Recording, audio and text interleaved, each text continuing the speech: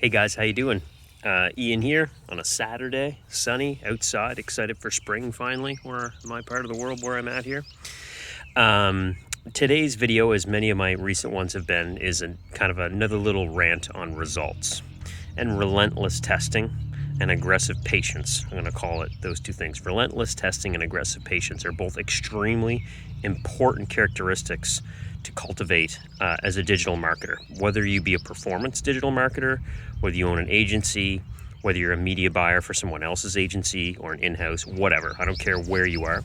You need to cultivate aggressive patience and extreme testing into your sort of pedigree as a media buyer.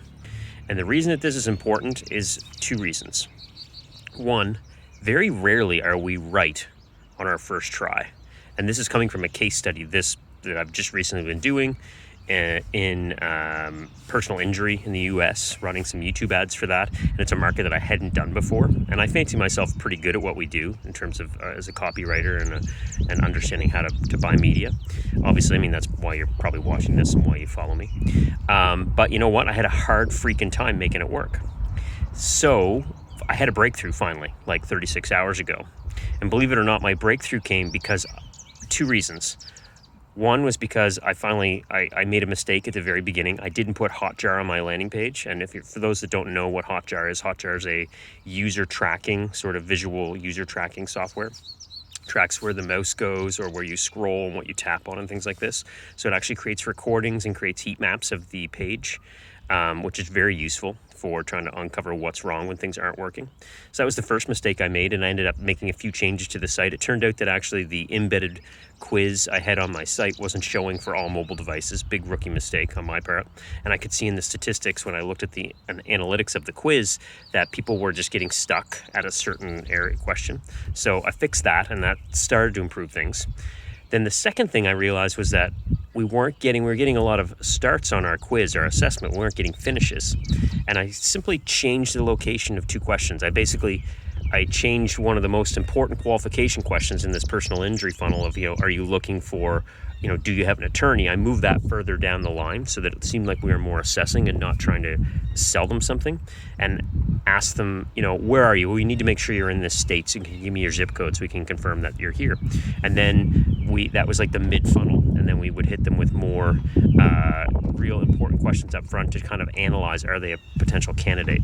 Anyways, without dragging on about that change, I was feeling rather frustrated and defeated after testing half a dozen different videos, 10 different audiences, spending hundreds and hundreds of dollars, and not getting results that we needed. But then when I analyzed everything one more time and I noticed this drop off, I said, I bet you that'll make a change. And lo and behold, it did. I didn't change my ads. I didn't change my campaigns. I didn't do anything else. I just made that change to the lander. And suddenly we saw about 300% better results so far in about a day and a half, we'll say. So it could be a fluke, right? It very well could be a fluke. These things happen. But the key takeaway here isn't, hey, look, I solved this thing and now it's crushing it. The key takeaway point is that I didn't stop when it wasn't working. And so often, we've probably all seen these pictures as entrepreneurs and small business owners where there's like this person digging with a pickaxe under the ground, like looking for gold or trying to dig for something, and there's two of them. They're coming along, and one guy on top stops, and you can see there's gold just about on the other side of the wall, and he stops just before he would make two more strikes with his pickaxe, and he'd find the gold. And the guy below kept going. He didn't give up, right? And he found the gold. I'll see if I can find that image, and I'll put it in the description or something like that. But the premise of that is that, we can't give up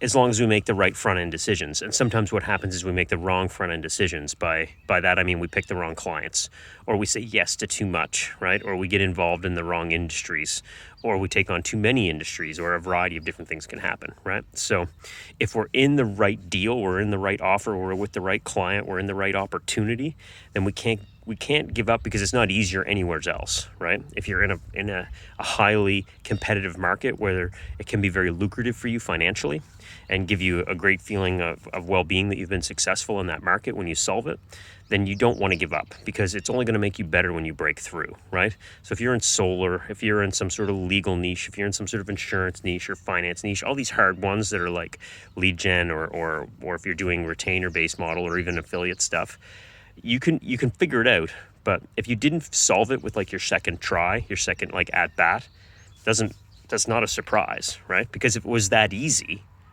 then there wouldn't, just everybody be doing it. It wouldn't be as financially lucrative as it is, right? We have to keep that in mind. If it was easy, everyone would be doing it. And this stuff isn't easy. This stuff is a learned skill. The 10,000 hour mastery concept holds true here. You can't just get good at this overnight. But if you don't start, you'll never get good at it, right? So, buying courses or constantly watching YouTube videos or constantly reading or constantly thinking about how you're going to make a change or do something different is not going to make any difference in your campaigns or your skills as a marketer, a media buyer, as a copywriter. So like, I'm just kind of ranting off today. Maybe it's because it's sunny, who knows? But the takeaway here I want everybody to have is that you need to be aggressively patient when you're testing this stuff. You need to be willing to take massive action with your testing regimen and track what you're testing. Whether it's keep a note on paper or an Evernote or whatever. Make sure you remember what you're testing. Don't test too many things at once. Always be testing. Always analyze the numbers. Set up all your tracking. Put Hotjar analytics, everything you need on there to make sure that you've got all the data you need. So when it fails, you know why it failed and you'll know what not to try again or where to fix it. But also if it succeeded, you'll understand what happened too. So that's pretty much it for today. I really just want everybody to. I'm on a big mission here the last little while to make sure everybody puts on their thinking caps and takes it upon themselves to become better media buyers, better marketers, and recognize that only by you becoming better will you get better results. Because finding little loopholes and tricks and things like this, or swiping somebody else's funnel and launching it, doesn't really teach you anything other than how to find good ads, right? It's a good starting point, but you got to be able to iterate on that and create your own good stuff. Otherwise, eventually you'll hit a wall and you won't be able to solve it, and then you'll feel kind of like a fake. No one likes that type of situation. So thanks for watching today, guys. I hope you're having a great day wherever you're at, and we'll see you in the next video. Bye for now.